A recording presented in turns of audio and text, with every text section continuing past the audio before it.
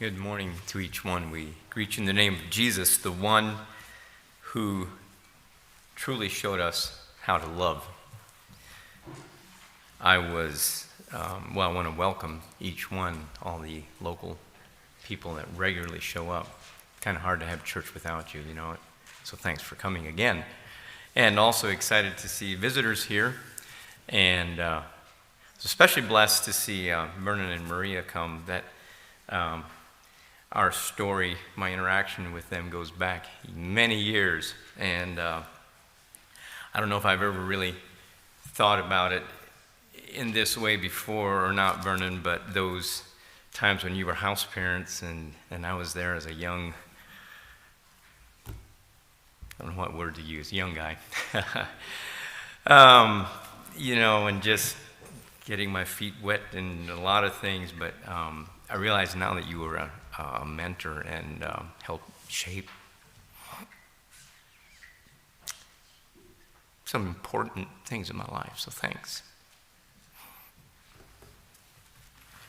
And I guess that's just a challenge for all of us. We don't know who's watching, who's walking behind us or beside us, and what impact that's going to have down the road.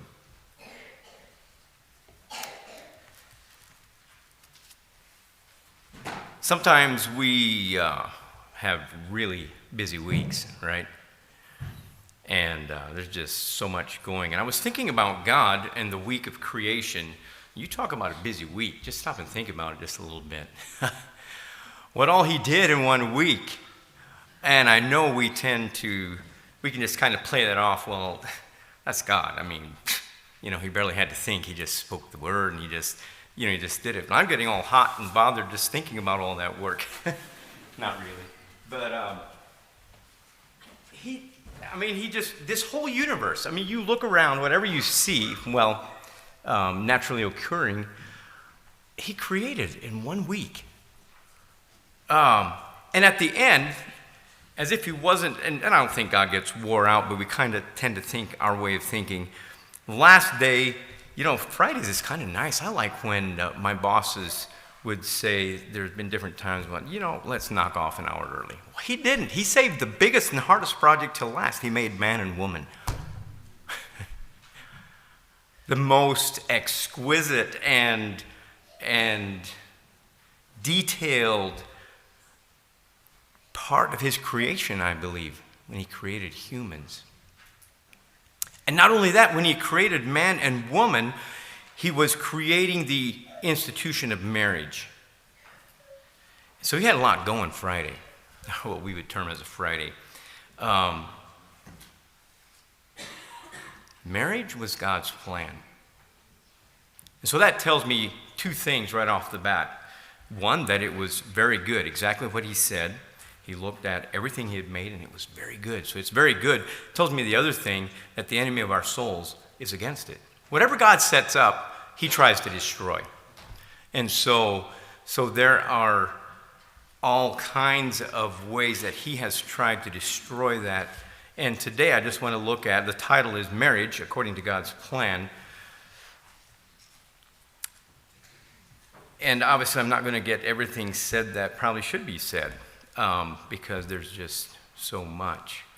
But it is God's plan, and that still happens today. Two young people are just merrily going along in life, and all of a sudden they notice, each other, and they decide, whoa, wait a minute.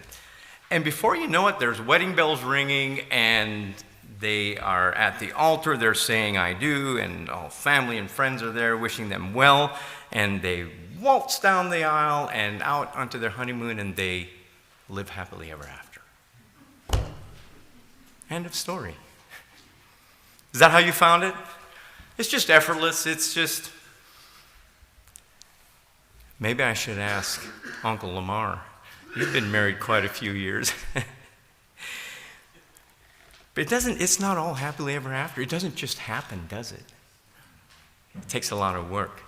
And I'm aware that there are a lot of you that are in some hard situations. You've lost your loved one, or things have happened relationally and it's not, things aren't well, or you've not been married. And so I prayed for all of you yesterday.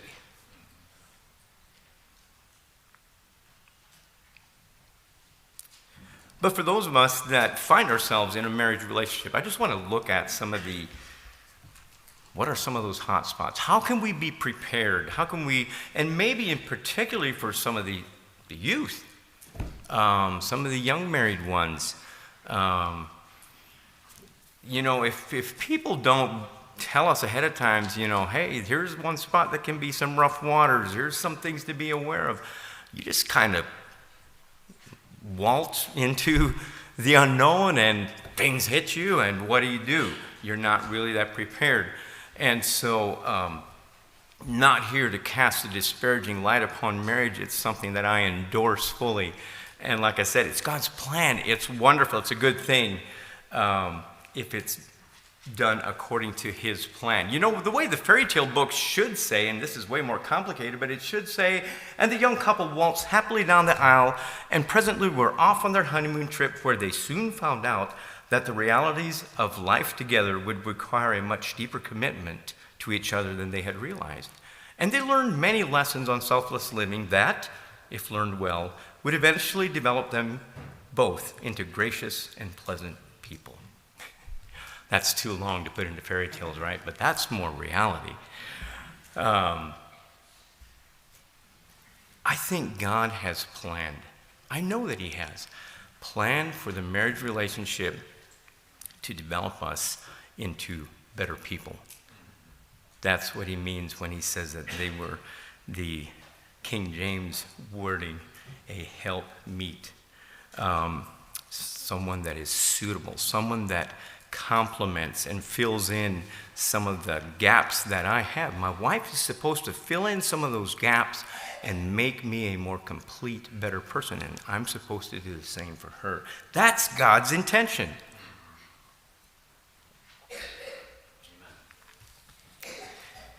And so I'm just going to kind of start at the start of the marriage and work my way through some of those years. And quite a few years ago, I had one husband tell me that he found out on the evening of his wedding day that he had made a huge mistake.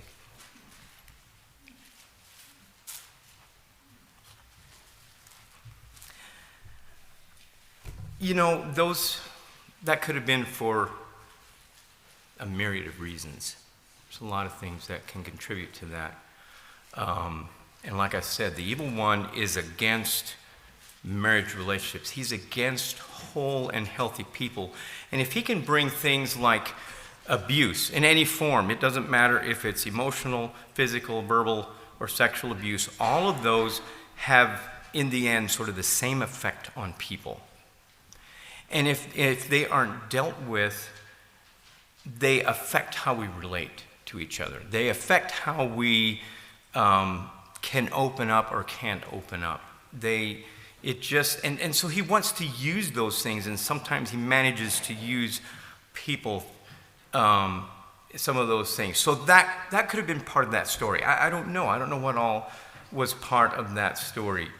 But somehow,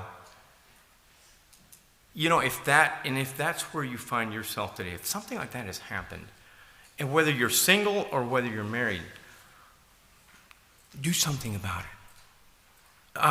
Take care of it. Don't just keep pushing it off and try, because it seriously cuts off the ability to relate and to be a whole person unless you find that healing. And I know some of you have. Some of you have dealt with those things, and I believe you're doing well in your life.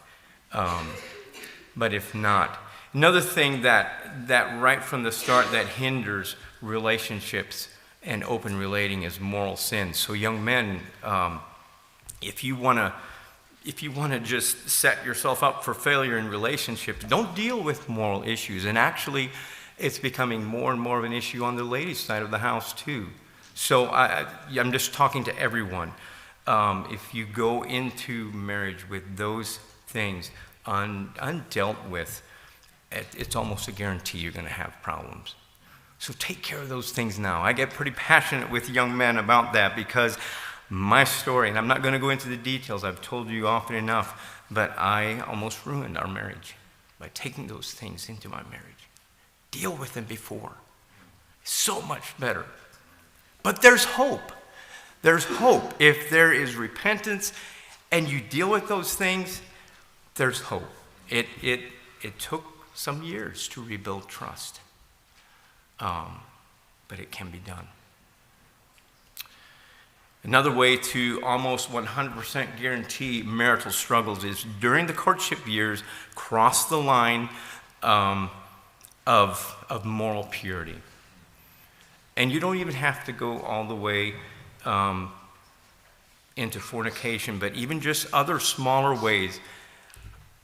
You know, my years at Fresh Start there, I think almost every couple that came for help, for counseling, that was part of their story. They had crossed the line and couldn't keep their hands off of each other when they were in courtship.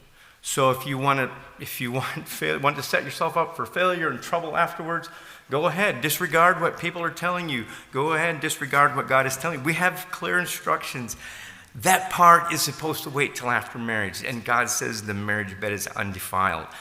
Beforehand is the time to get to know each other emotionally, spiritually. Are we, compatible in those ways? And the rest of it comes afterwards. So those are some things right at the start that we can do. We can prepare. And if you're married and those things have happened and you've never dealt with it and you think, well, we escaped that percentage. No, I would challenge you.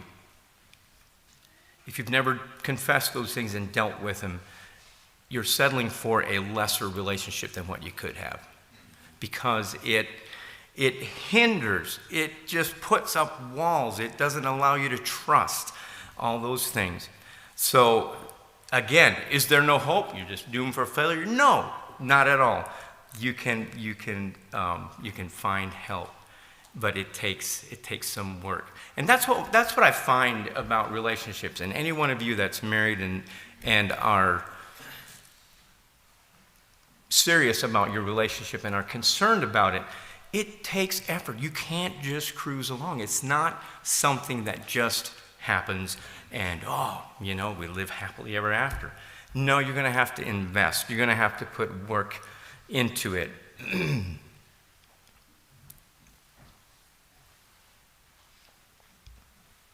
One thing I wasn't prepared for, and this was after about 3 years of being married and just 3 years of just leaning myself and, you could just spontaneously do things. No, you didn't have little children. Well, then Courtney came along and, life change. That first child, you find out if you're a selfish person, that really brings it out. But what I wasn't prepared for was that, we had that full attention on each other, and all of a sudden, this little one took all of my wife's attention. That's how it felt like. And where was I, and I wasn't really prepared for that. And that can kind of throw you for a loop. So I'm just telling you, if you're coming into that, or maybe you're in the middle of it and wondering, what in the world, what do I do? I've lost my wife, or it's a situation where these little ones, they need the care, right?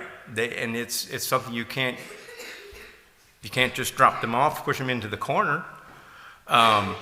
So what can you do? What are some practical ways? Well, I would just advise you as a dad, I'll talk to this side of the house first, be involved. It's your child too. You're part of this whole equation. And so, all the way from helping change the diapers, don't be like the one dad I talked to. He says, I buy the diapers, you change them. No, you're part of this whole thing. You change diapers too. Play with them when you come home from work and you want to just go rest and sit on the recliner. Well, don't forget that your wife's been working all day too, and maybe she needs a break. And you can go entertain the children for a while, or take care of that discipline problem that was taking up all of the afternoon for your wife. So there's ways of being involved. You just have to literally get involved because those children are going to be there for quite a few years. And you have to learn to work through that.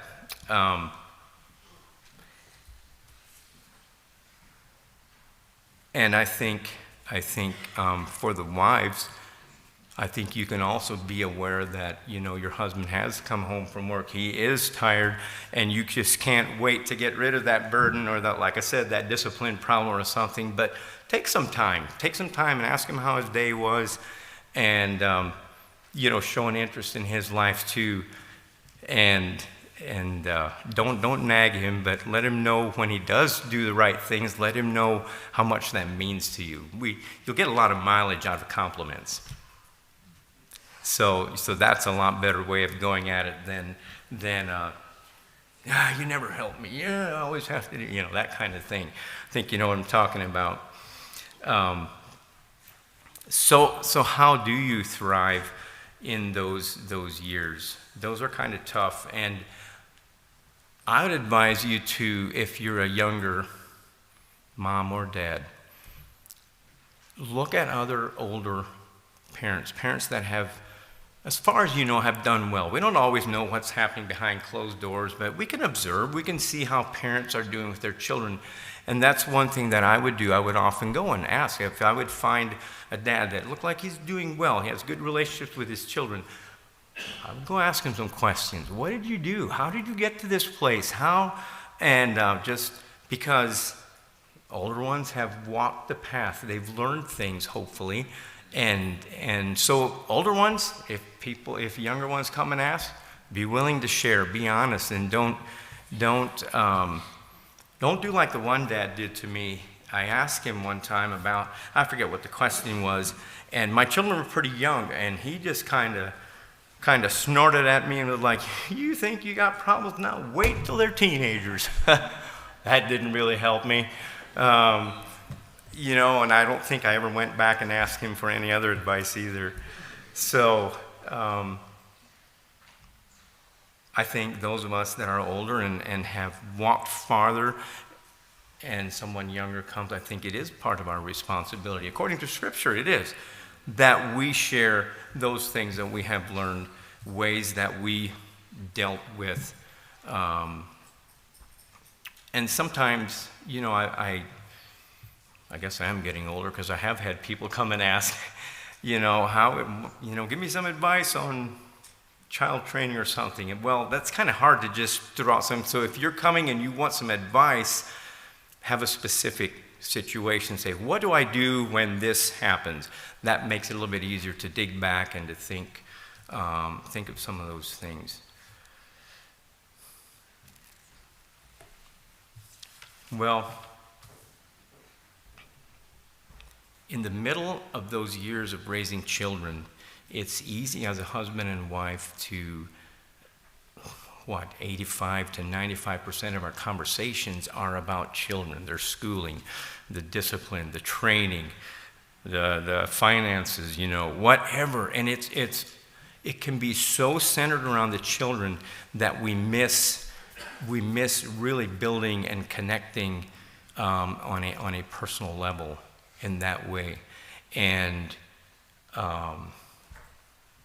I forget exactly, we're obviously not at the empty nester stage, but sometimes our house has been that way.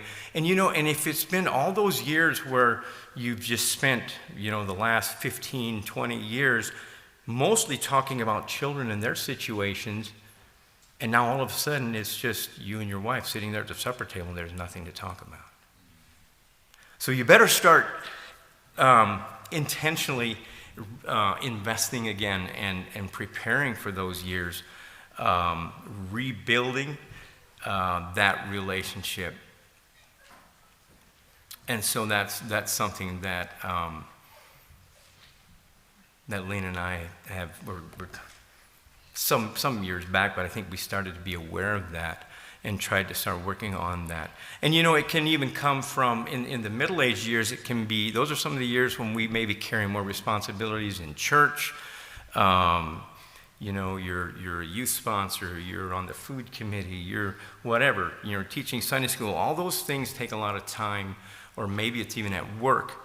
And those things can be what occupies your mind, but we have to be intentional. In the middle of all those things, we have to be intentional and keep on building relationships. So those other priorities that are good and legitimate don't take precedent over our relationship. Because honestly, I feel that if you have a good marriage relationship, that can be a good solid foundation out of which a lot of other things come, whether it's your responsibilities as a Sunday school teacher. But if there's strife or problems, things aren't going well back here at home, it sucks away energy and the ability, the power to serve and to do some of those other things. And then after those middle-aged years come the golden years, right? And we have a lot of you mature members. I have to choose my words carefully. I'm getting up there too. In the golden years, but you know, gold is worth more if it's refined, right?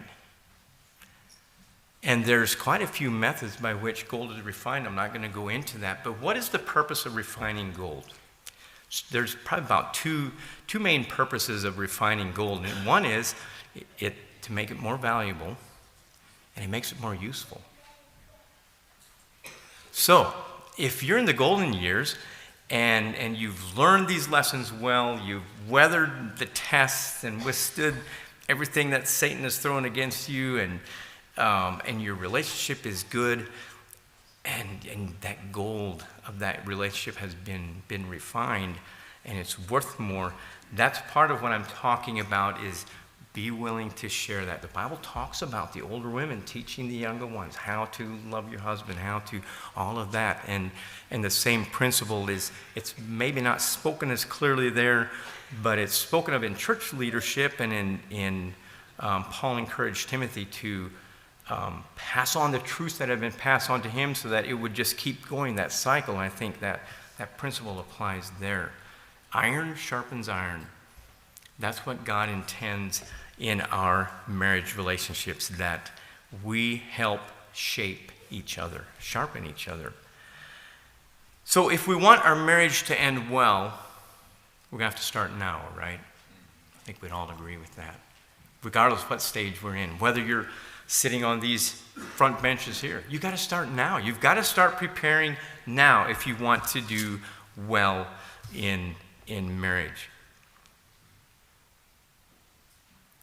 How can we be assured that when we get to this stage where quite a few of you are and you've lost your partner, how can we be assured that we won't have a lot of regrets, a lot of, I wish I would have done this more. I wish I wouldn't have done this. I wish I wouldn't have said that. How can we be sure we don't have a lot of that? Because I've picked up from people that I've associated with that are in that stage of life that there's a lot of introspection, a lot of looking back on relationship. So let's see what God says. Turn with me to 1 Peter 3. And here's some instruction. Since God set up marriage, it would make sense that he would have some instructions for us. And it started right back there in Genesis 2. He already had some instruction right there for how marriage should be. And then in some of these epistles, we have more detailed instructions.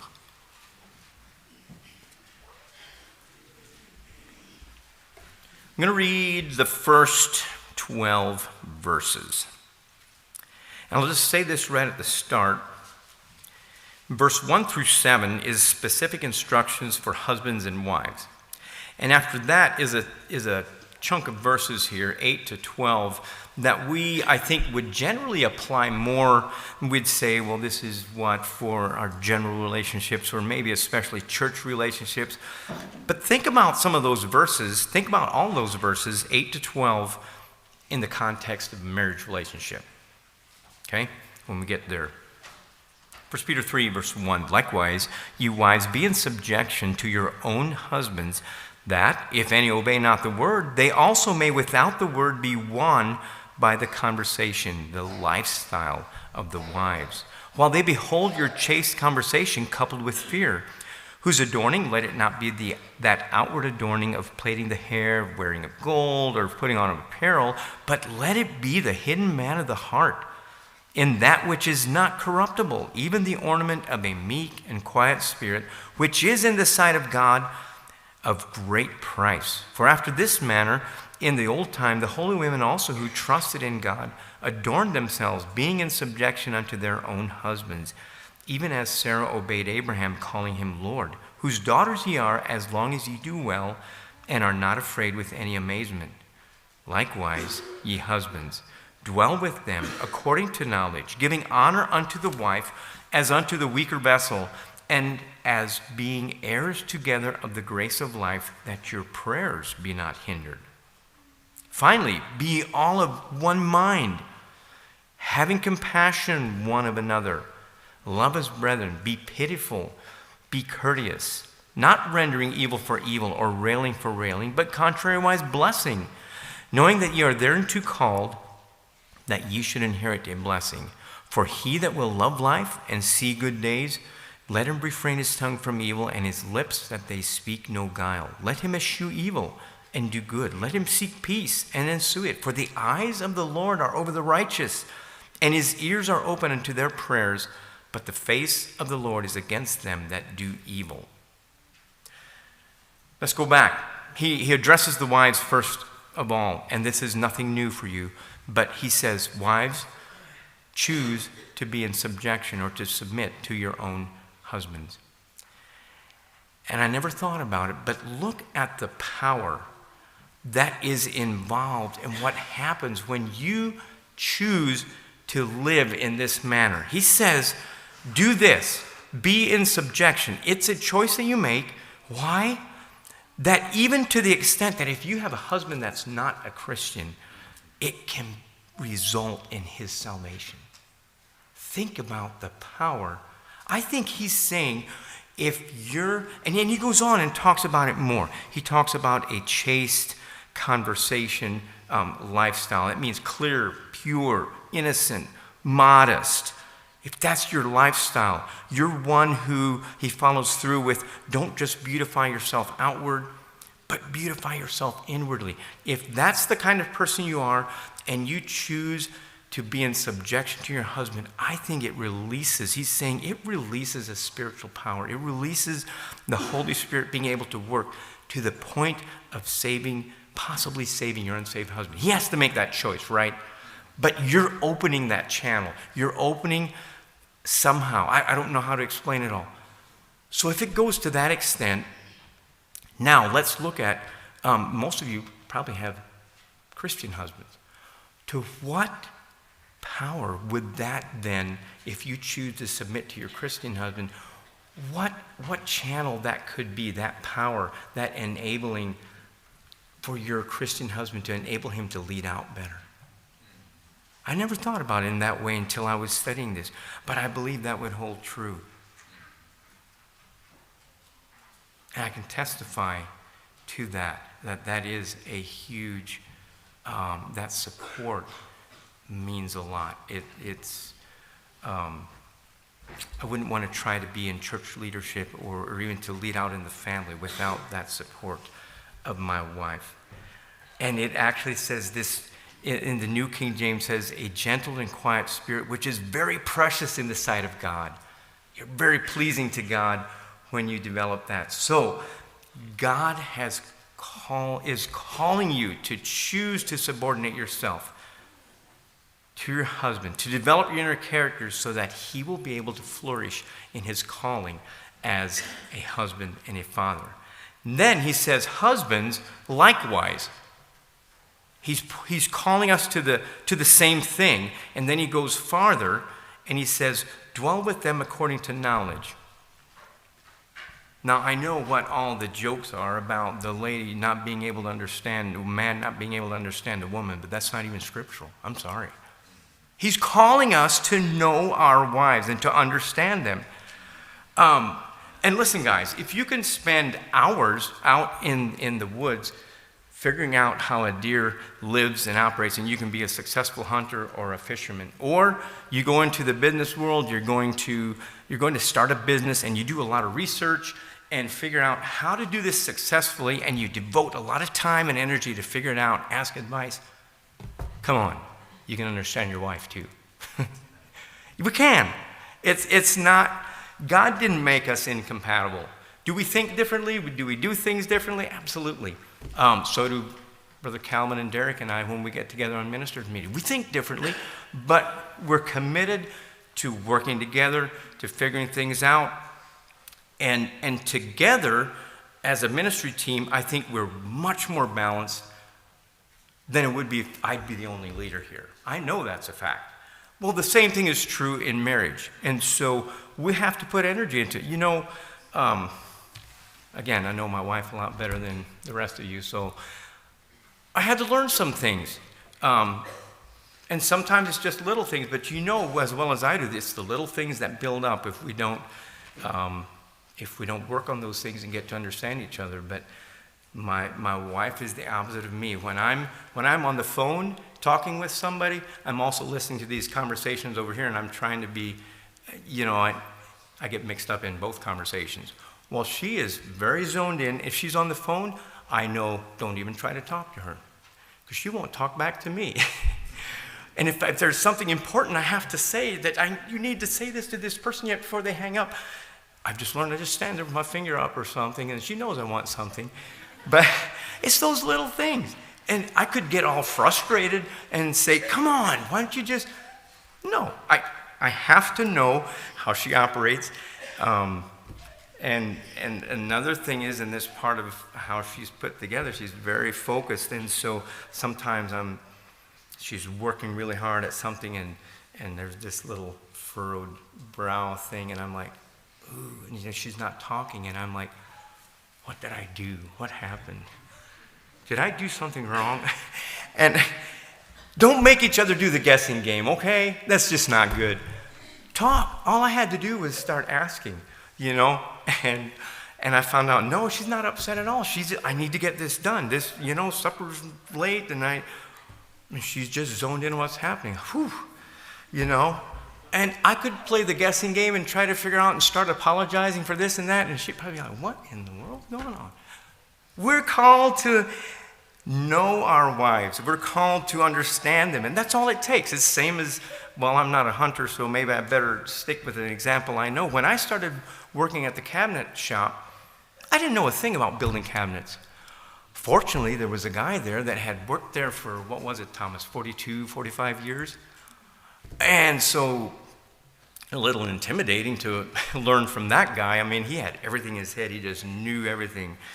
But I would try to remember. I was kind of overwhelmed those first days, just like, oh, man, I can't learn all of this stuff. And finally, okay, I'm going to focus on one thing. I'm going to figure out how to do this part. And if I forget it, just go back and ask him again. We can do the same thing. We can learn little by little.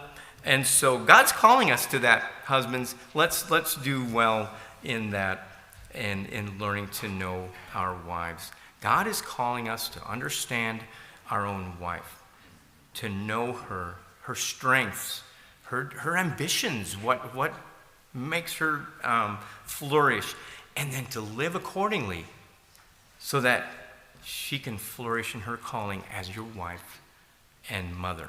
But you know what else? He also says that your prayers be not hindered. It's pretty serious. And I don't know how that all works together, but somehow there's a weight there that God puts on our relationship together.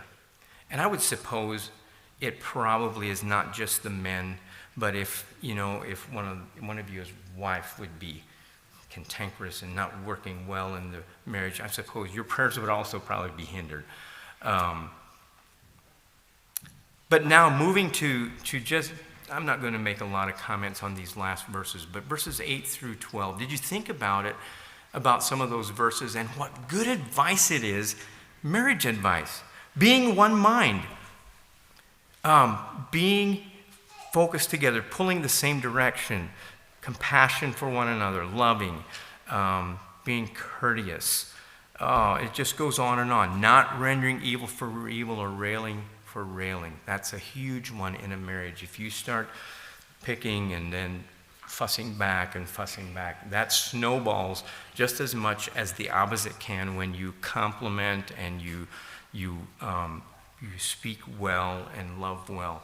Both ways can snowball and turn out good or bad. So those are some really good practical advice on how to live. But there's one other little set of verses here in 1 Peter that actually put a lot of weight on marriage. And if we go back to chapter 2, 1 Peter 2, verse 11 and 12, I want you to turn to that and just look at it, because there's some weight here. 1 Peter 2, verse 11 and 12. Dearly beloved, I beseech you as strangers and pilgrims. He's talking to Christians, okay? We're Christians here.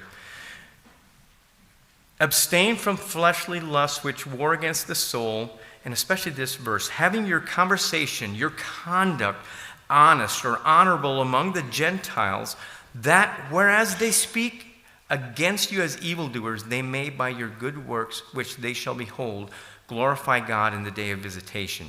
What's that have to do with marriage? Well, right after that, right after telling us that it matters how we live in everyday life, he starts in the next set of verses, talks about how we then respond to government.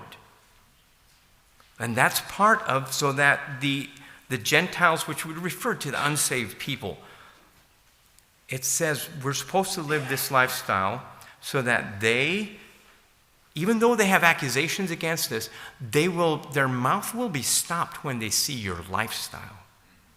And on the day of visitation, on the day of judgment, they will have to glorify God because of what they saw in your life. So first of all, it's in how we respond to government. Then it's in servants according to your masters. So it matters how we respond in the workplace. And then he goes to marriage in chapter 3. And it wasn't written in chapters when it was first written. It was all one letter. So I believe these all come in under the heading of, dearly beloved, we're strangers and pilgrims here. If our marriages aren't different than the world's, wow, are we truly saved or aren't we? I don't know. They're supposed to be different. And it's supposed to bring glory to God.